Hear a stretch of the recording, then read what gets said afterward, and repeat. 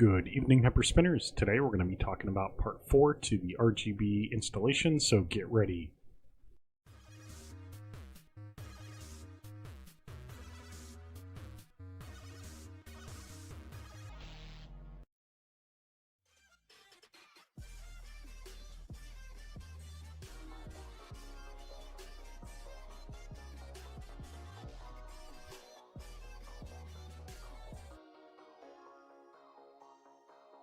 Show off the grounding wires here. You just take the daisy chain, you pull back the little plastic bit at the end there so we can actually plug it in, and you just plug it into the bottom of the switch itself, so it should secure on pretty snug. And there you go. So you saw it click, and then I just pushed the little plastic back over there. So you do that on all your buttons, and then we start connecting the other parts of the switch, which is the next step. Alright, for the next step, what I did is I just spreaded the harness into two pieces. You can see, there's two rows there, and basically what we want to do is we just want to match up the wire that corresponds with the text there. And don't worry, you will reprogram essentially everything, but what you'll want to do is make sure that basically the two-player down, left, right, all of that is matching up on your board. And all we got to do is plug this stuff in. So I'm going to go ahead and get started, and we will catch you in the next step. Alright, so I was, I think, 5 daisy chains short on the buttons, which was a little disappointing. So you may have to create your own daisy chains. And all I did was I just took black wire, and let's be honest, I took a prior cord that I had, and I just sliced it with an X-Acto knife in equal parts based on the other size of the daisy chain itself. And I basically just had multiple daisy chain wires here, and then I'm taking this basically crimp that I've got here, which is kind of annoying because you can see the wire hole is not very large. So what I've been having to do is cut off extra insulation off that wire, and then feed both ends of this wire into that hole and into the crimp itself. So it's kind of annoying, but you can see that I've got 4 of the 5 done here, and I've just been using pliers to basically pull that insulation off. I just squeeze it and pull, and yeah, that's how I've been adding this daisy chain to it. So I'm going to go ahead and add that to the end of the daisy chain by just connecting the wires themselves. I'm probably just going to twist that and maybe solder it to make a secure connection. But you can see there's 4 of the 5 daisy chains that I've got set up, and we'll move on to the next step. Right, so the next step, you can see I've wired basically everything on here. I've got to clean this up and put zip ties on it, and mount the actual board itself. So I've been doing all this while maintaining my cabinet as a whole, so I didn't remove anything, so it was just the least amount of effort, believe it or not. And what we've got to do here is, well, the last step we were kind of talking about Servostik.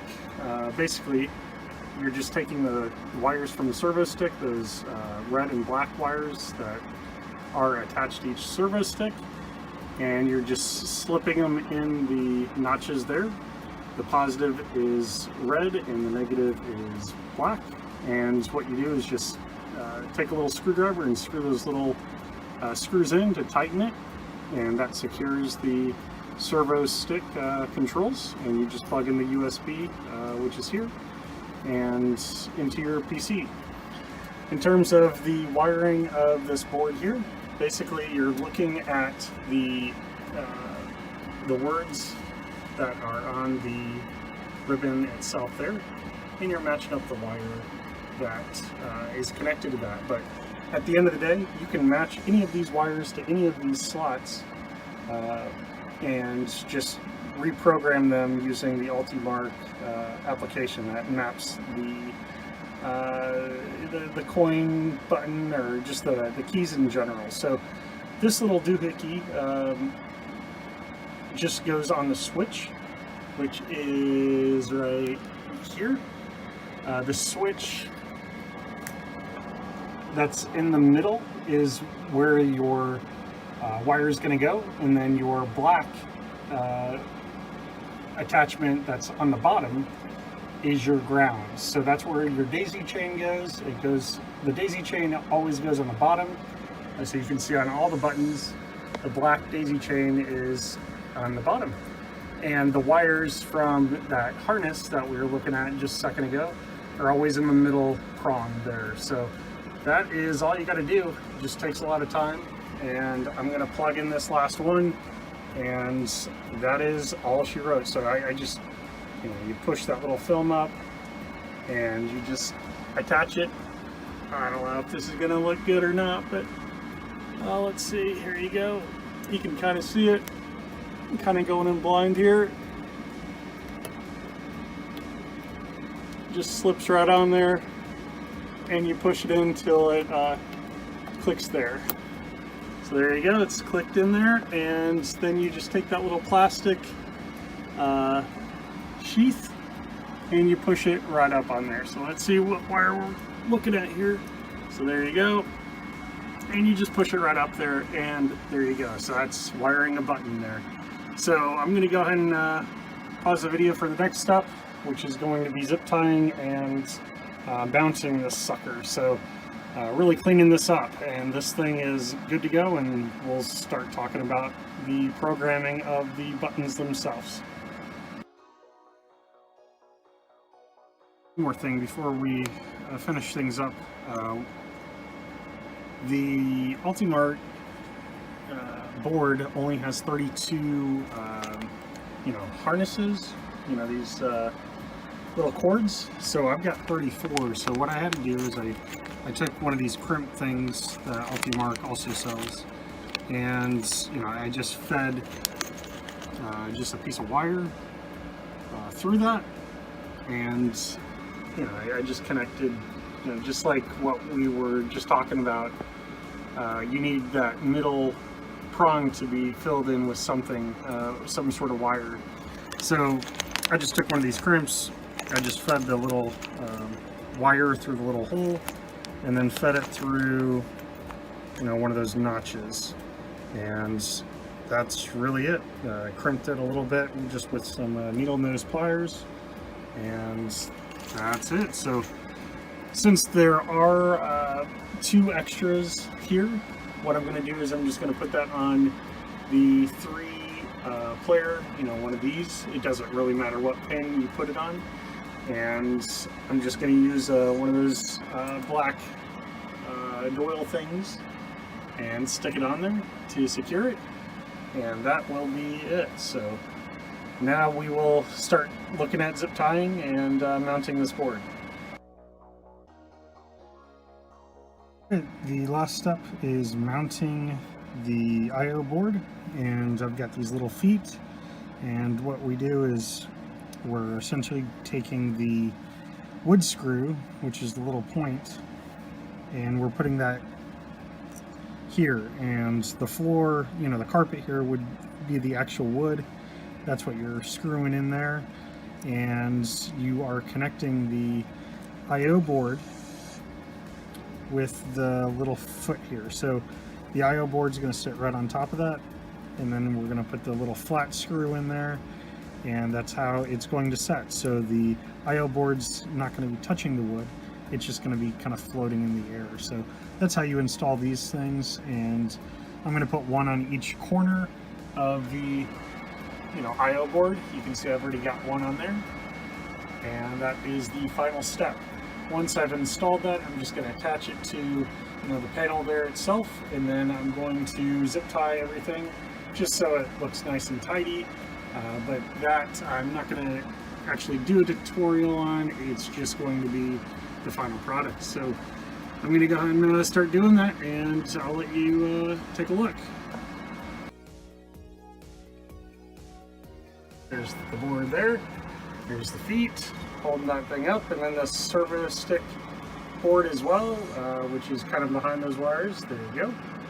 And that is that's it on the mounting. So we're gonna zip ties this stuff, kind of group these together, and we'll just zip them and then cut the ends off and clean this guy up. It's almost done. It's exciting.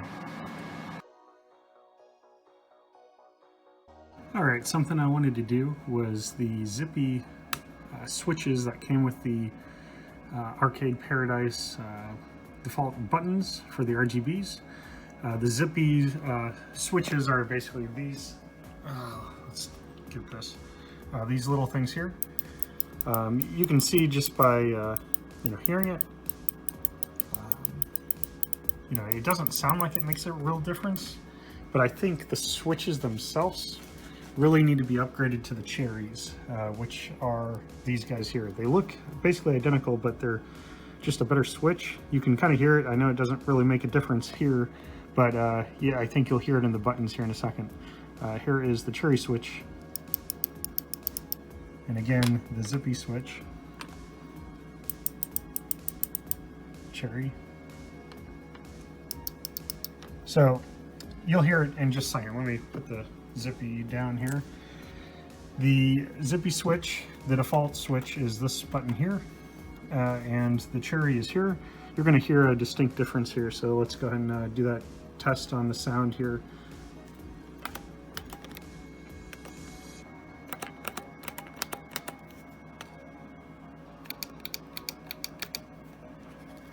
I'll do it again.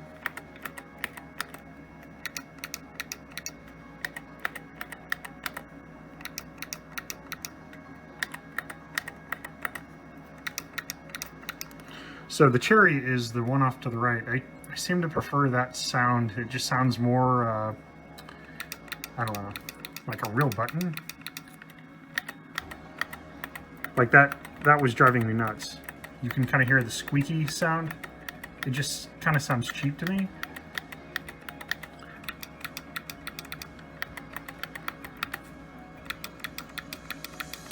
And the cherry switch itself is just more of a. I've got to tighten this button here. That's why you kind of see the, the light there bead out a little bit. But what a difference in feel and sound. So if you guys are getting arcade buttons from the Arcade Paradise, you definitely want to get the cherry, in my opinion.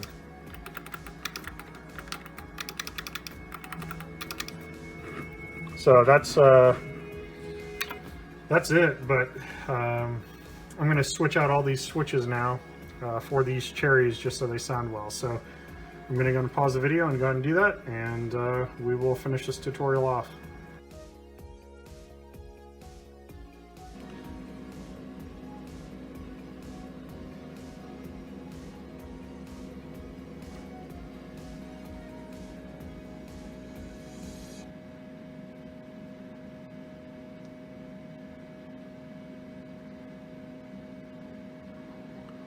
Good evening, Hyper Spinners. Today we're going to be talking about how I changed over my arcade panel to an RGB button setup, so get ready.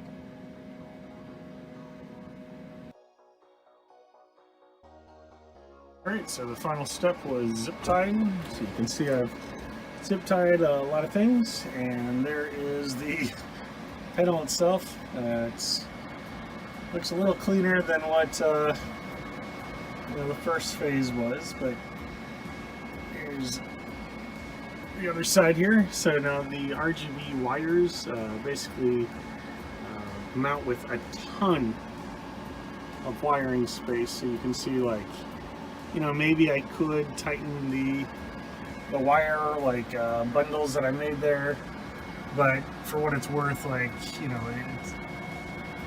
it's fine. So you can see the board is right there. There's just a whole lot of wiring, you know, that's being accounted for here. So it's as neat as I could get it. I'm sure, you know, there's going to be professionals, if you will. Note the Servostik. They're clean of, you know, for movement. Basically that little pin there will rotate. There's the other one. So to make sure that, you know, everything was going to be clear of that rotation.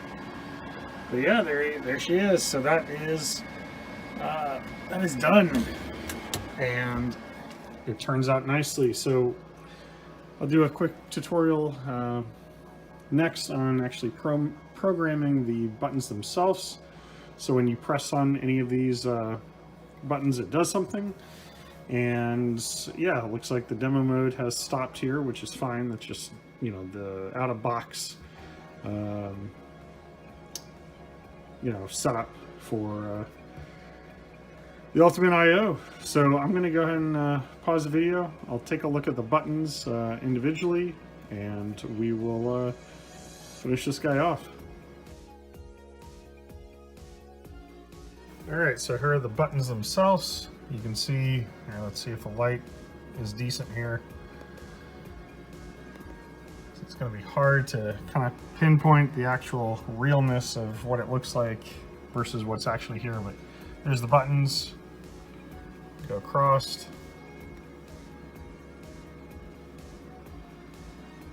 Yeah, that's pretty nice.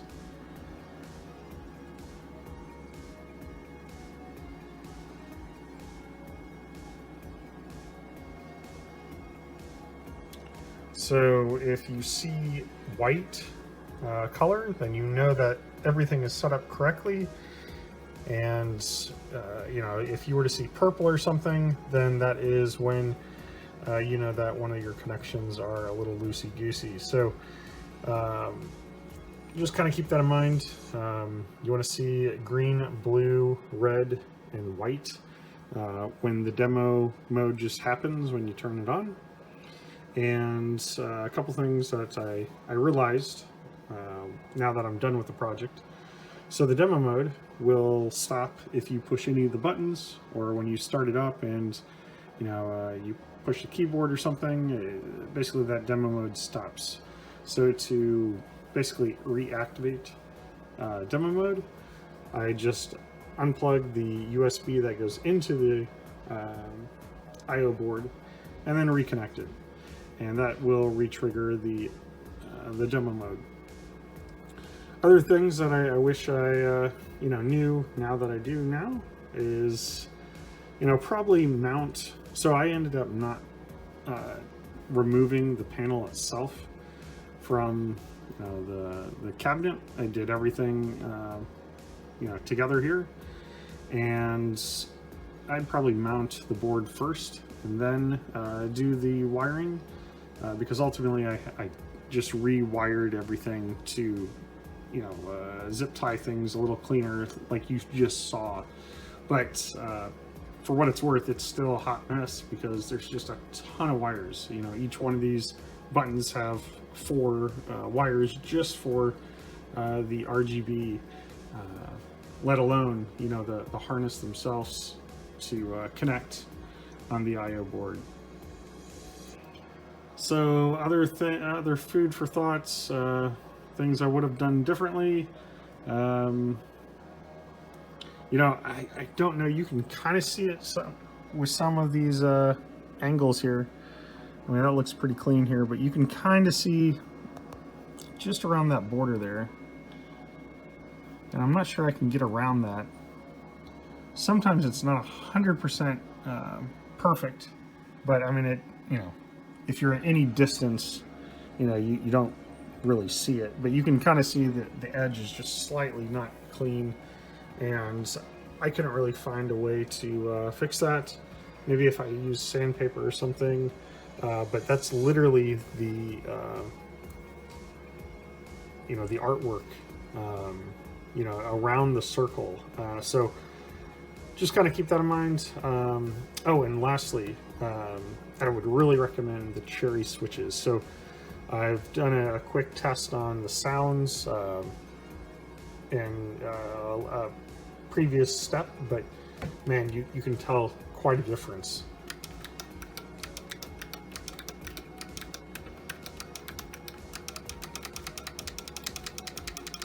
It just doesn't squeak, and maybe you can see it stopped demo mode, which is fine. If you're like me and you notice that kind of thing,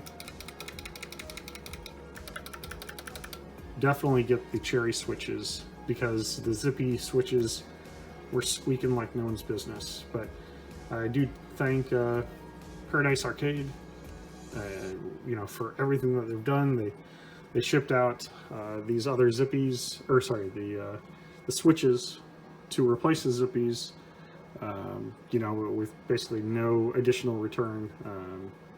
I think it was like $1 upgrade per, you know, switch. But outside of that, it went fantastic. I would also recommend the Ultimarc daisy chain. I would probably get another one of those. Because it only holds 32, you know, connectors, but you've got to think through, you know, you might have less than 32 buttons, but you also have to consider like the distance, the throw. You know, there might be 1 or 2 connections between, you know, the board itself and the first button, and then when it crosses over from, you know, this player to this player, there's another one lost there, and then up here there was another one lost there. So just something to think about. Having an extra daisy chain along with the one that comes with that harness might be beneficial, but I just kind of jerry-rigged it, and yeah, and that is, yeah, it took a lot longer than expected, but I think the result turned out fantastic. These servo sticks, you can see the throw is a little, you know, on the small side, but, you know, for what it's worth, like, I don't care. Like, it seems to work, and, you know, I pulled up Mortal Kombat, and it felt fine. Felt a little snappy, which is fine. But yeah, only other thing I'd like to do here is I might frost these etched dust covers. What I mean by that is, like, right now you can kind of see, the video is kind of not represented well, but you can kind of see the insides there. And what if I make that frosted underneath there, I might just take like a sticky, like, sticker or something and frost that, so, you know, you can't see through it. So when it's not lit up, it looks pretty good. When it is lit up, it still looks pretty good. It does everything that I thought it would. But I might not want to see maybe the edging there. It's a relatively cheap solution. You know, it costs $1 or something. But I'll take a look at that, and I'll add that to the tutorial list if you know, if that looks good. So that is the RGB cutover, and we will catch you next time.